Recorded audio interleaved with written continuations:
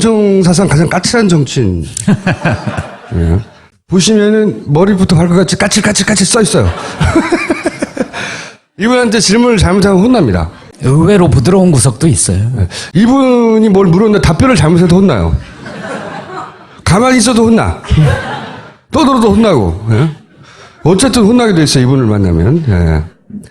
그래서 분명 우리 편이 맞는데 왠지 어둠의 세력 같은. 분명히 우리 편의 맏형인데 뭔가 어둠의 세력이 아닌가 이분은 무서워요. 기자들도 굉장히 무서워하는 분이고 인터뷰하다가 기자들 혼나는 경우가 많이 있습니다. 질문이 마음에 안 들면 인터뷰 안 해! 이러고 나가시기도 하고. 네, 중간에 이분 기자뿐만 아니라 장관도 많이 혼났고요. 네, 많은 분들이 혼났습니다. 그래서 워낙 까칠해가지고 저희가 잘 모시기 힘들었는데 시국이 하도 엄중하잖아요. 네? 그래서 웬만한 분들은 대답할 수 없는 정국이 벌어지고 있단 말이죠. 근데 이분이 직접 선거를 때도 진 적이 없어요. 예. 저는 20대 초반에 이분을 처음 방송에서 봤는데, 그때 영상, 머리 많은 거 봐요. 고공청문회라고, 이때 30대 중반이셨던 걸로 제가 아는데, 그때 차분차분하게 하셨던 장면 한 가지만 보여드릴게요. 80년 9월부터 그 포고령 위반 학생들을 강제 징집을 많이 했죠. 이게 12대 국회에서도 문제가 됐었죠. 이른바 녹화 사업이라고요. 아, 예. 그래서 군에 들어온 학생들을 가지고 휴가를 내보내서 자기가 다니던 학교에 가서 동향을 파악해 오도록 명령을 내렸단 말이에요. 그것이 군의 전투력하고는 무슨 관계가 있습니까? 제가 보기에는 그런 과정에서 스스로 내가 하겠다는 사람도 있었을 거고 안 하겠다는 사람들한테 안 기합을 하겠다는 줬죠. 사람은 들어 좀 해달라고 부탁도 하고 뭐 그런 것은 있었을 것이 아니냐 하고 부탁도 생각하는데 하고요. 예, 제가 군대에서 부탁이라는 게 있습니까? 자, 오래전부터 까칠하셨어요. 이해찬 전 총리를 모시겠습니다.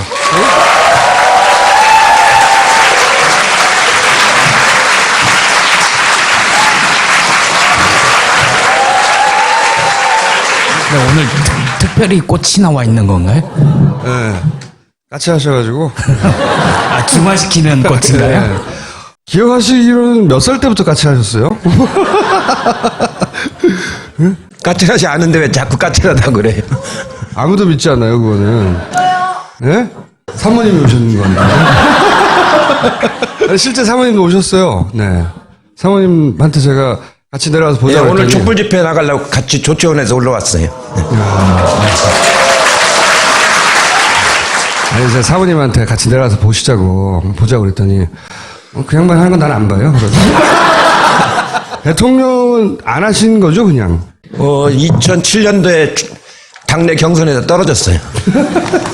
아니, 그러니까, 보면은, 장관부터 총리, 국회의원은 막 수없이 하셨고, 근데 대통령은 안 하신 거예요? 대통령은 아무나 하는 게 아니에요, 이건. 그건 대통령으로서 타고난 팔자가 있어요. 팔자가 있어야지 아무나 할 수 있는 건 아니에요. 아, 하기를 하시려고 했구나. 분수를 알았죠. 제가 안 된다는 걸 알고서. 네. 자, 제가 모신 이유는 뭐냐면, 하기 어려운 이야기들이 있어요.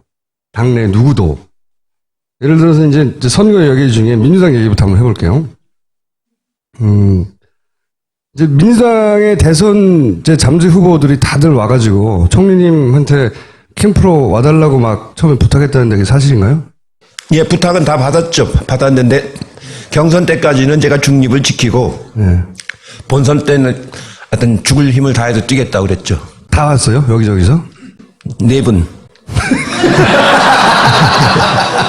아, 그럼 김부겸 의원만 안 왔군요.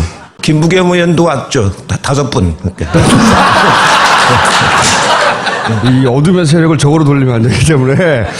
근데 다 거절하니까, 그럼 좋다. 우리한테 안 오는 건 좋은데, 딴 데는 제발 가지 마라. 그랬다면서요. 예. 자, 그러면 요즘 이렇게 핫해졌다가 잠시 주춤하는 안희정 도지사는 지금 뭘 잘하고 있고, 뭘 잘못하고 있는 겁니까? 안희정 지사가 아주 예의가 바르고 말을 겸손하게 잘하고 그래서 충청도 스타일로 아주 평이 좋습니다. 굉장히 좋고 공부도 아주 많이 했고 도지사 하면서 아주 좋은 성과도 많이 냈고 근데 이제 그 요새 문제가 되고 있는 연정, 예. 그다음 선의, 예. 이 두 단어가 이제 여러 가지 발목을 많이 잡았죠. 그 연정은 대상이 누군지를 설정하지 않고 무차별 연정이냐 이런 오해를 많이 받았고, 선의는 선의가 아닌 걸 선의라고 인정을 하니까 악의를 선의라고 인정을 했단 말이죠. 그 점이 말하자면 좀 의심을 받은 셈이죠. 그래가지고 지금 그 좀 막 성장을 하다가 좀 주춤하고 있죠. 앞으로는 어떻게 될까요? 이제 경선이 이제 얼마 안 남았으니까 경선 가서 이제 승부가 나야 될 텐데 현재로 봐서는 쉽지는 않은 싸움 같아요, 보니까. 이재명 시장도 안희정 지사가 뜨기 한 달 전쯤에는 바로 그 자리에 있었어요. 그분은 뭘 잘했고 또 뭘 실수했나요? 이재명 시장은 뭐 별명 그대로 사이다라고 그러잖아요. 그러니까 말을 시원시원하게 하고 아주 간명하게 하고 그런 점 가지고 뭐 촛불광장에서 상당히 호응을 받았었는데 크게 뭐 실수한 건 없습니다. 실수한 건 없는데 아무래도 이제 그 전국적인 선거를 처음 해보는 거기 때문에 그런 그 뭐라 그럴까요? 좀 말은 시원스럽게 하는데 정책 내용이 그걸 채워주질 못하는 그런 좀 아쉬움이 좀 있는 것 같아요, 보니까. 그리고 이제 문재인 전 대표는 어쨌든 두 분이 사이가 안 좋으세요? 그런 소문도 있어요? 저하고요? 예. 문재인 후보하고? 예. 아니. 답 끝이에요? 아니에요? 2012년도 예.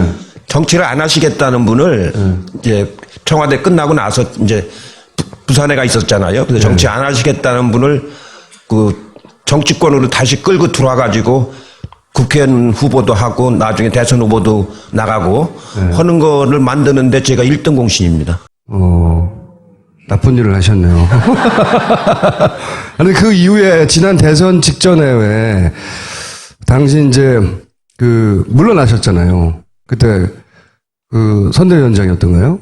그때 당대표였는데 당대표 참, 당대표였는데 이제 단일화를 하기 위해서는 이제 당대표 자리를 비워놔라 뭐 그런 요구가 있어가지고 그게 요구 어디서 왔고 그때 그래서 사이가 안 좋아졌다 뭐 이런 얘기도 있었는데. 아니에요. 그 처음엔 제가 그래도 당대표를 맡고 있어야 이번 선거를 이길 수 있다 이렇게 생각해서 처음에는 거절을 했는데 또 이제 선거 등록 임박해서 또 단일화를 해야 되니까 그 당대표를 좀 사임을 해야 되겠다는 요구가 있어서 잘못하면 저로 인해서 단일화가 안 돼버리면 곤란하잖아요. 그래서 그때 이제 그 사임을 했죠. 사임을 했는데 지나고 나서 지금 생각해 보면은 제가 사임을 안 하고 끝까지 당을 끌고 갔어야 되는데 지금은 좀 제가 잘못 판단했다 이렇게 생각을 하고 있습니다. 없는데 이제 국민의당 얘기도 하면 대선 직전에 혹시 두 당이 뭐 어떤 식으로 연다든가 그런 가능성은 없을까요? 이제는 국민들이 그런 식 연대를 원하는 것 같지는 않아요. 이제 전에도 제가 말씀을 드렸는데 후보자 단일화,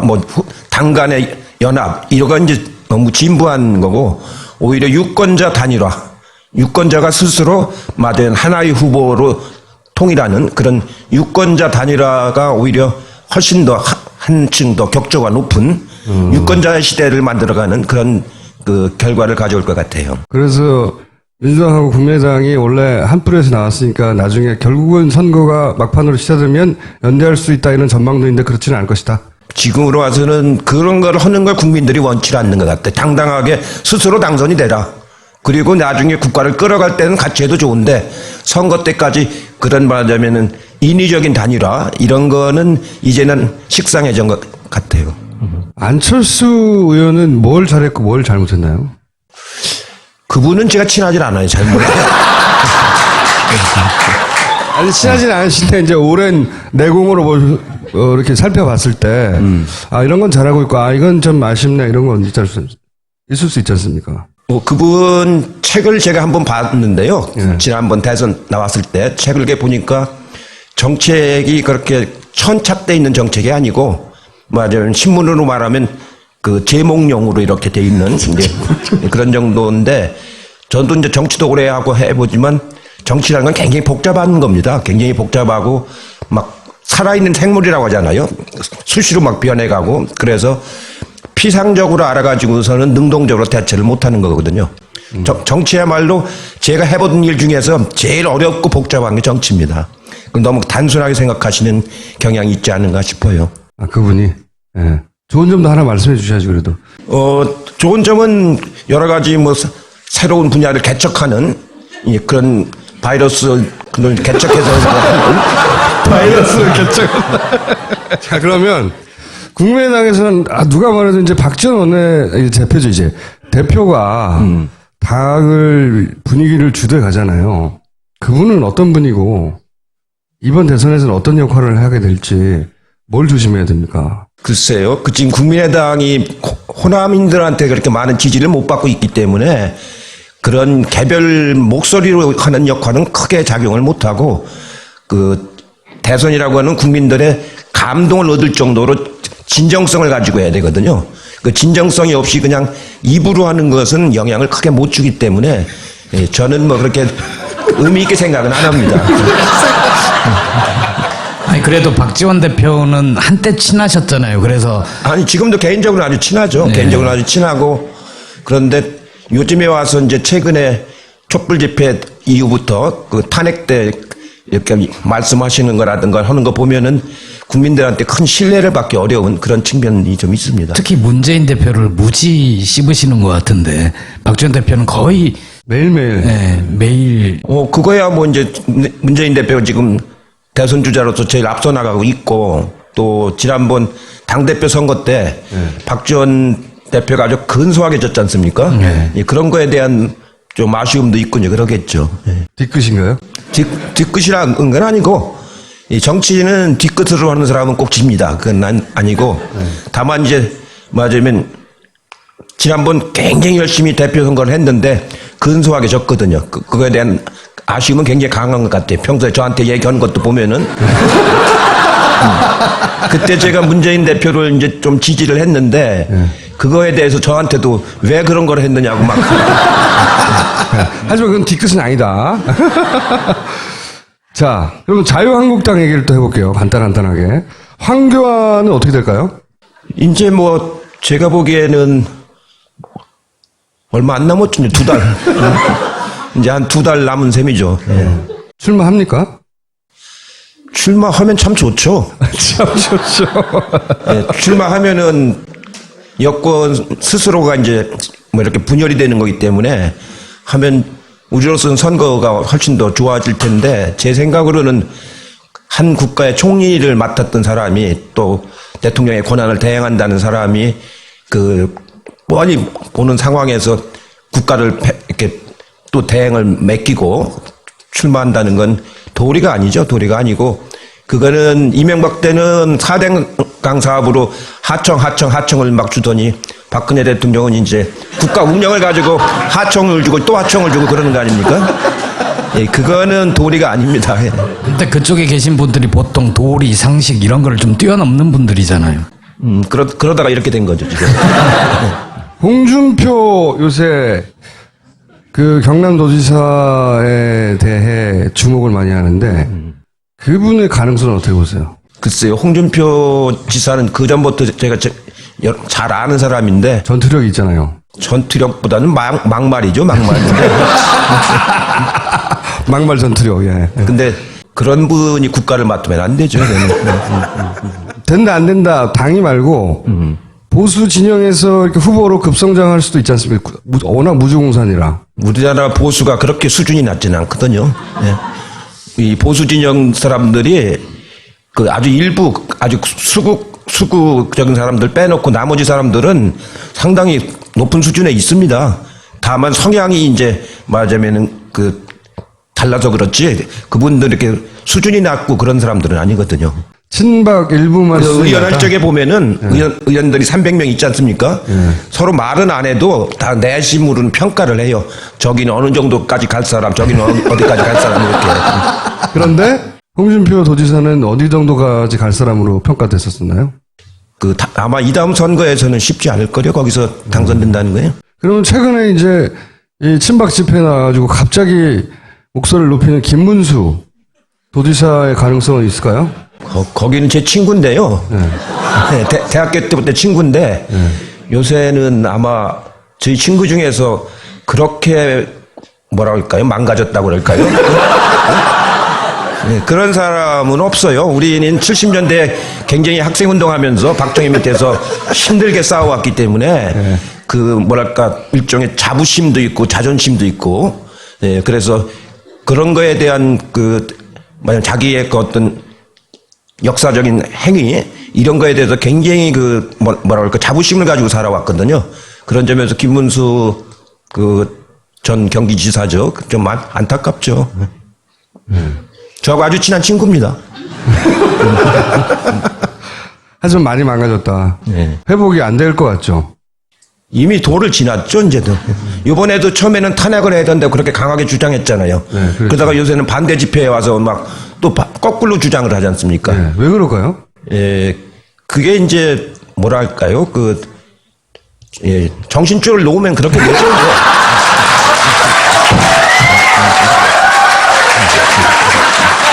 그 이제 자유한국당 기타 등등은 제가 묻지 않기로 하고요.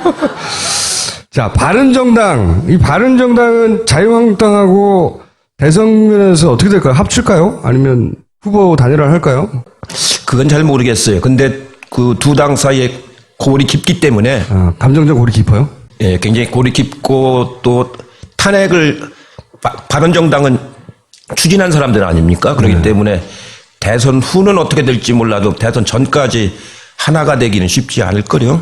후보를 단일화한다. 범보수 이러면서 이거는 가능성이 그것도 쉽진 않을 겁니다. 뭐 룰도 세팅하기 어려울 것이고 사실은. 그렇죠. 룰도 그렇고 지금은 합쳐져서 시너지가 날 이유가 없지 않습니까? 그렇게 보시고. 자, 그게 옛날로 다시 돌아가게 되는 건데 뭡니까? 새누리당으로 다시 돌아가게 되는 건데 그게 무슨 시너지 효과를 가져오겠어요?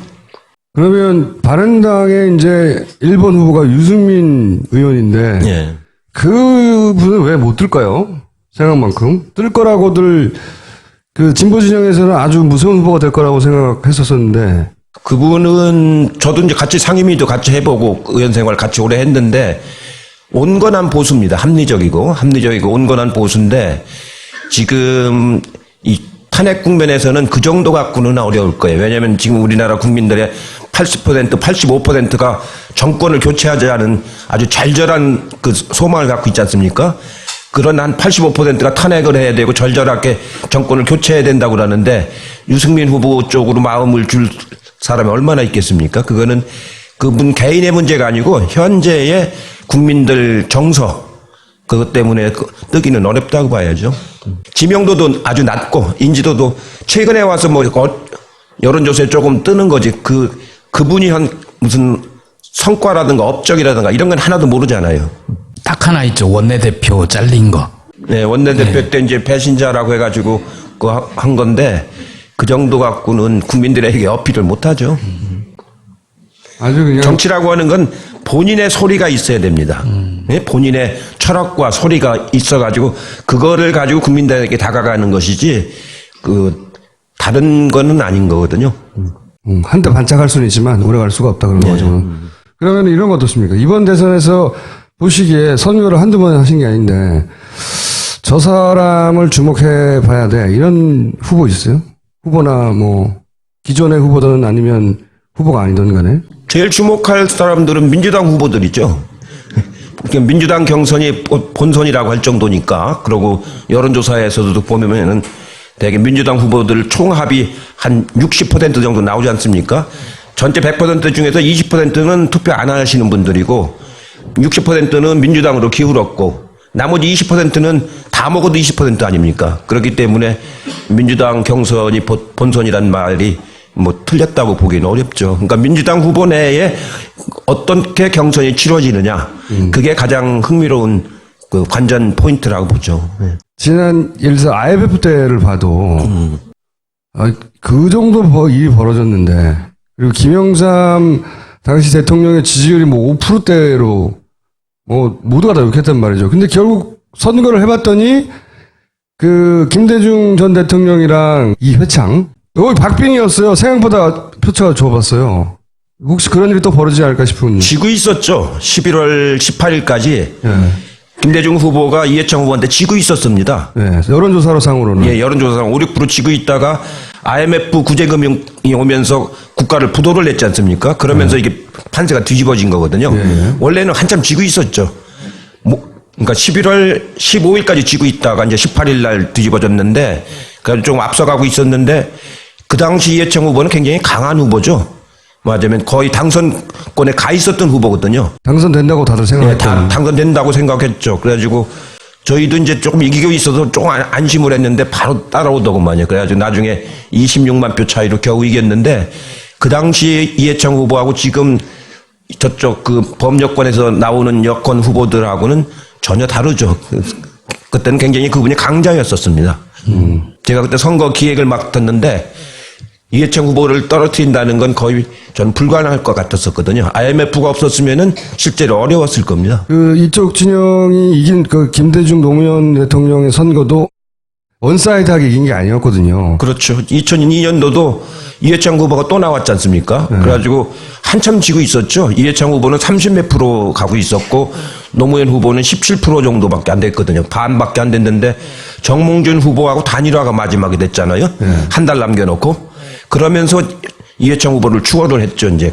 근데 나중에 끝나고 나니까 역시 노무현 대통령도 그때 한 50만 표 차이로 겨우 반짝 이겼죠. 따라왔었단 말이죠. 예, 예. 그러니까 지금 이 정국도 그렇게 지금은 유리한 정국이 확실한데 나중에 이제 대선 막바지에 가면 1, 2주 선거 1, 2주 전에 결정나기도 하잖아요. 많은 경우에 그때 되면 또 지금보다는 훨씬 더 표차가 줄어들지 않겠나. 이번은 그렇지는 않을 것 같아요. 보면은 이번에는 그 이제 마음의 상처들을 많이 받았단 말이에요. 구 여권을 지지하던 사람들이. 그러니까 여론조사에 보면 응하지 않죠, 요즘에 그 사람들이.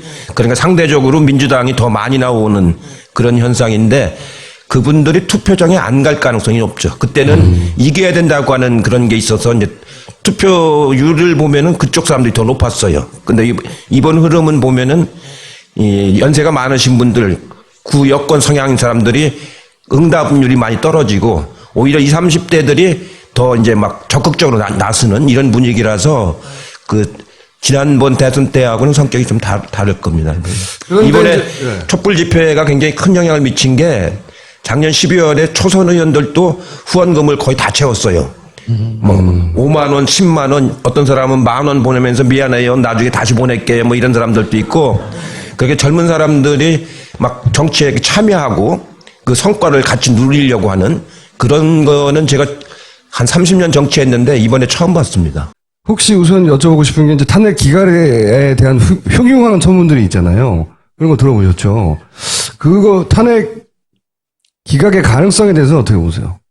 이 강물이 이렇게 굽이치기는 해도 이 바다로 가지 산으로는 안 갑니다. 이 강물은 끝내 바다로 가는 거지 산으로 가지는 않습니다. 이 지금 이 국면은 뭐 기각이냐 용이냐 차원이 아니고 전체적으로 이제 국가의 어떤 운명을 가름하는 그런 법률적인 행위가 아니고 역사적인 행위이기 때문에 그건 그렇게 기각이 된다거나 그런 거는 결코 없을 겁니다.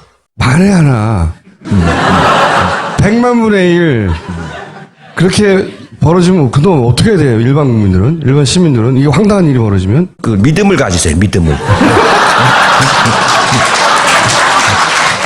사실은 이런 얘기 하더라고요. 이 재판, 그 판사들이 하는 말. 제가 이제 주로 판사들한테 말을 물어봤거든요. 어려운 재판일 때, 어떠냐고 마음이. 마지막 순간까지도 갈등한대요. 마지막 순간까지도. 이거 지금 기각설 뭐 이런 얘기 물어보면 판사들은 다 들어봤어요. 그런 얘기를. 이거는 좀 다르고요. 판사가 이제 합의부라고 하더라도 그거는 주심이 있고 이제 맞은 배심이 있는 그런 판사, 그 재판부고 이거는 8명이 집단 토론을 하는 평의를 거칩니다. 네. 이제 어제부터 시작을 했죠. 8명이 문 잠그고서 연구관도 못 오고 비서도 못 들어오고 8분이 모여서 이제 집단 토론을 해서 그 의견을 자꾸 모아나갑니다. 의견을 자꾸 모아나가가지고 최종적으로 평결을 마지막 날 이제 해서 발표를 하게 되는 거기 때문에 혼자 고민하는 게 아니고 맞으면 8분이 같이 고민하는 그런 결과가 나중에 나옵니다. 물론 평결을 할 적에는 찬성도 있고 반대도 있겠지만 토론 자체는 8분이 함께 같이 합니다. 그렇기 때문에 이렇게 막 갑자기 마음이 변하거나 이런 그 평의가 진행되진 않아요. 그랬으면 좋겠는데. 워낙 비상식적인 일들을 많이 해온 집단들이 지금, 마지막으로 이게 인용이 되면 우린 다 죽어. 이런 상태란 말이죠. 그쪽에서는. 그렇잖아요. 그런 심리 상태겠죠. 지금 그 헌법재판관 분들 중에서 제가 이제 아는 분들이 한 절반 정도 되고, 모르는 사람이 한 그러니까 절반 정도 되는데요. 대체적으로 보면은 이 개인적인 성향하고 이 평의 결과하고 같진 않거든요. 아, 그래요? 요거 자체 하나하나를 가지고 검토를 하면서 본인의 성향이 보수적이더라도 이 말하자면 판결에 어떤 결과가 나올 때 나라가 어떻게 되겠는가. 그러니까 이게 이제 형사처벌이 아니고 형상책임이라고 그럽니다. 형상책임. 그러니까 그 직분에 맞는 일을 했는가 안 했는가. 이 형상책임을 묻는 거기 때문에 그렇게 막 그 엉뚱한 결과가 나오거나 그럴 가능성은 매우 적습니다. 자, 그러면 탄핵 인용되기까지 저희가 할 일은 집회 열심히 참여하고 목소리를 내고 그리고 얼마나 많은 사람들이 이걸 원하는지 보여주고 이거네요. 그 중요하죠. 왜 그러냐면은 12월 3일 날 그때 200만 명 가까이 모였는데 그거 모이기 전까지는 아까 말한 바른정당 의원들 있지 않습니까? 그분들이 흔들렸었어요. 네. 뭐 대통령이 물러나겠다는데 뭐 꼭 탄핵까지 해야 되느냐 흔들리는 모습이 역력했었습니다. 그러다가 12월 3일 날 그 집회를 보고서 월요일 날부터 태도가 바뀌더라고요. 그래가지고 나중에 234명까지 이제 우리는 200명을 겨우 넘길 거라고 봤는데 234명까지 나왔거든요. 그거 보면은 아무래도 그 촛불의 민심, 그 절절한 그 소망 이게 큰 영향을 미칩니다. 만약에 한 100만 분이라도 탄핵 기각되면 매일 나오세요. 이제 앞으로 저희 방송에. 책임지고. 자, 특검법 연장, 이게 직권상정을 이제 정세균 의장이 원칙에 어긋난다고. 그분이 또 신사잖아요. 그러다 보니 그 직전에 정의화 의장도 사실 안 한다고 하다가 했어요. 그것도 여쭤볼게요. 정의화 의장은 성을 가겠다고 직권상정 안 한다고 그랬는데 왜 갑자기 하게 됐어요, 그때?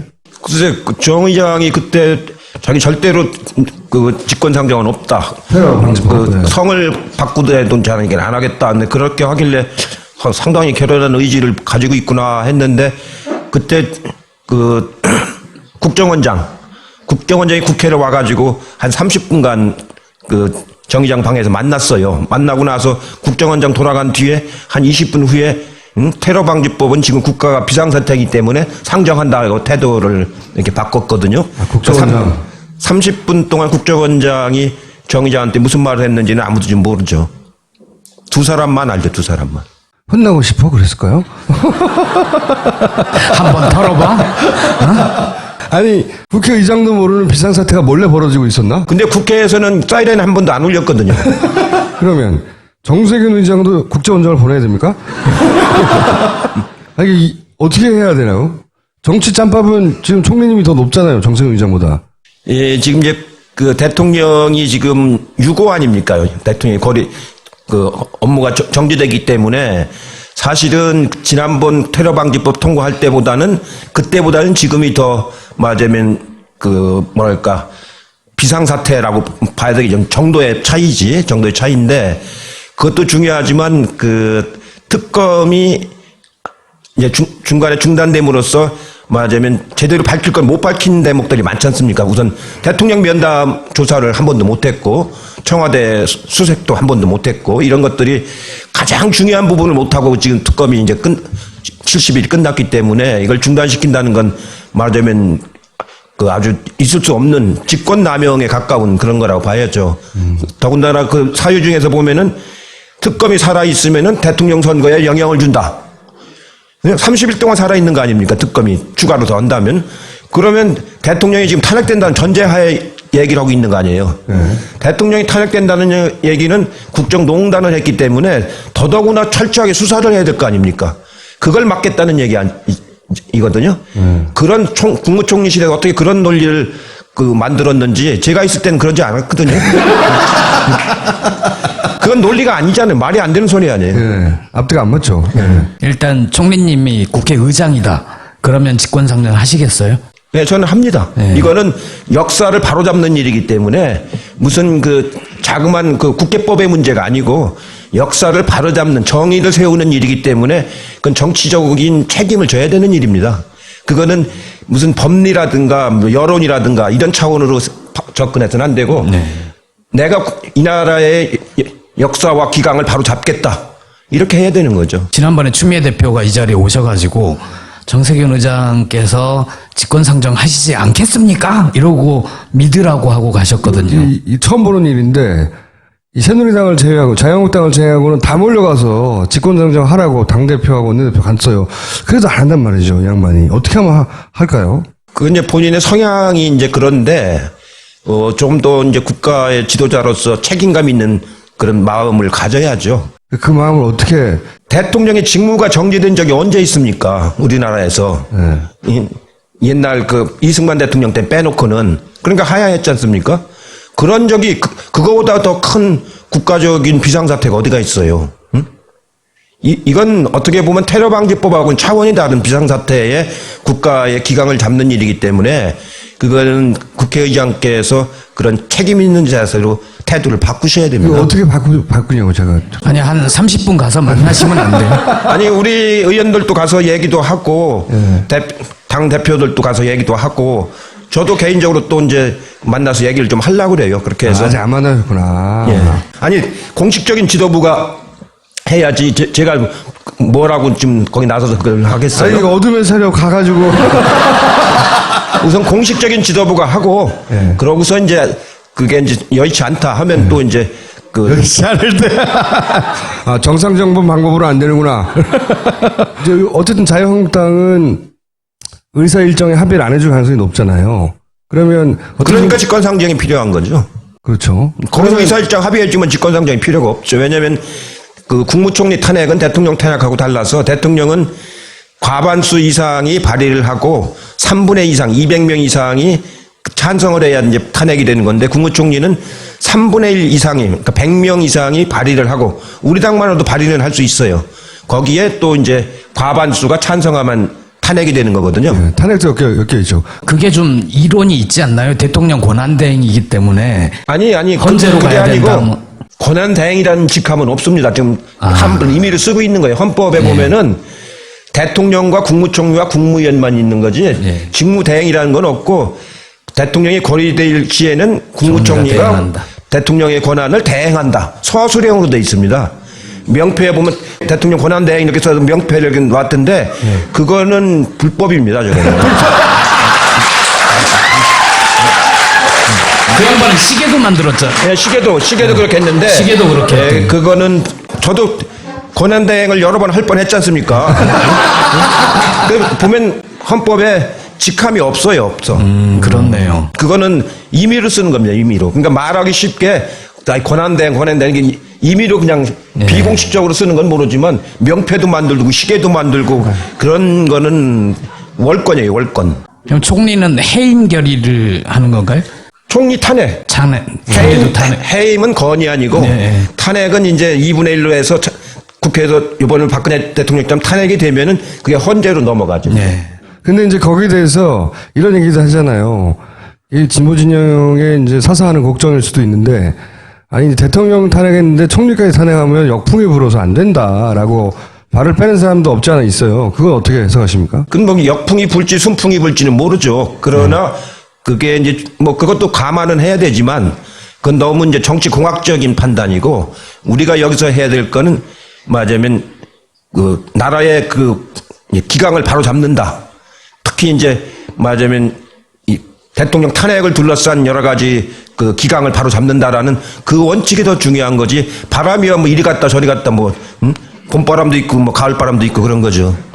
아니 근데 헌재로 가게 되면 헌재는 지금 박 대통령 건으로 평의를 열고 이제 꼭 결정을 해야 되는데 또 바로 또 다음 건이 또 와 있으면 그러니까 힘들지 이제 않을까요? 그래서 총리에 대한 탄핵은 그 정치적으로 실효성은 별로 없습니다. 왜냐하면 헌재에 가서 그 또 이제 그걸 거쳐가지고 하려면 이미 대선은 다 끝나 있거든요.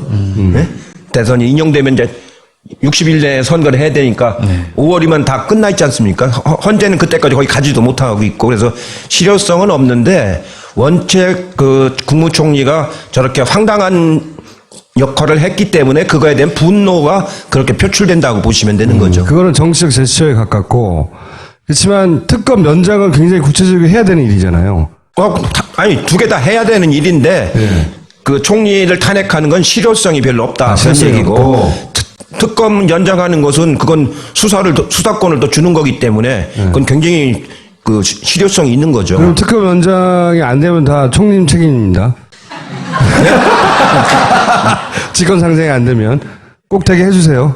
하여튼 오늘 내일 이제 그 상황을 좀 보고 월요일 날 이제 의총이 또 그것 때문에 소집이 돼 있습니다. 의총에서 의원들 의견을 들어보고 그 노력을 하도록 그렇게 하겠습니다. 뭐든지 다 답변을 다 술술술 하세요. 그래서 저희가 앞으로 이제 대선 기간이 되면 한 달에 최소한 한 번 이상은 모시려고 하는데 대선이 2달밖에 안 남았어요. 그럼 최소 2번 앞으로 2번 약속하시는 거죠? 예, 하겠습니다. 그리고 이런데 처음 나오셨는데 재밌죠, 총리님? 아주 젊은 사람들이 많고 그래갖고 신이 나네요. 다음 대통령 선거는 어떠세요? 준비하시는 거? 안분 지족할 줄 알아야 된다고. 이 대선 때가 되면은요, 참 이상하게 이게 살풋이 가는 사람들이 많이 있어요. 살풋이 가는 사람들. 그 자기 분수를 좀 알아야 됩니다. 예. 이번 대선 정부에도 많이 갔어요, 사람들이? 좀 그렇죠. 예를 들어서 김대중, 노무현 이런 분들은 대선 기간에 어땠어요, 보시기에?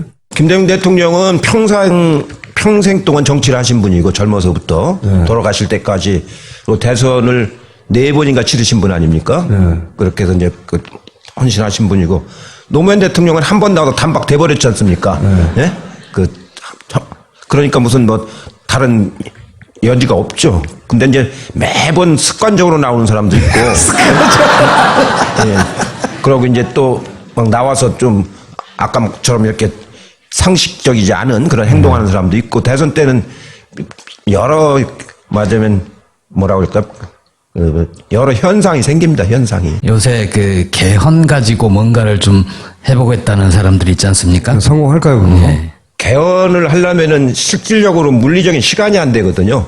왜냐하면 그것도 발의를 해야지 발의해가지고 국회에서 토론해야지 국회에서 표결해가지고 대통령이 공포를 또 20일 이상 이제 공포를 해야 되지 않습니까? 그러고 나서 또 열흘 이상 공포하고 나서 20일 이내에 이제 그 국민투표에 붙여야 되기 때문에 그러면 5월, 4월까지 해야 되거든요. 그리고 5월달에 또 대선 또 치를 거예요? 우선 시기적으로 불가능할 뿐만 아니고 내용상으로도 국민들하고 함께 하는 개헌을 해야지 정파끼리 모여가지고 뭐 자기들 이해관계 만든 것만 개헌을 하자. 그래가지고 국민들한테 무슨 도움이 되겠습니까? 그거는 대선 끝내놓고 내년 지방선거 때 개헌할 요량으로 충분히 토의를 해가지고 차분하게 국민들과 함께 토의해서 개헌안 내용을 잘 만들면 되는 거거든요. 지금 개헌안은 80년도 전두환이 때 만든 헌법입니다. 그분들은 근데 왜 그러는 거죠? 안 되는 거 알면서? 그러니까 제가 대선 때는 여러 가지 현상이 탄핵, 어떤 결과가 나든 탄핵이 결과가 나면 바로 모시기로 하겠습니다.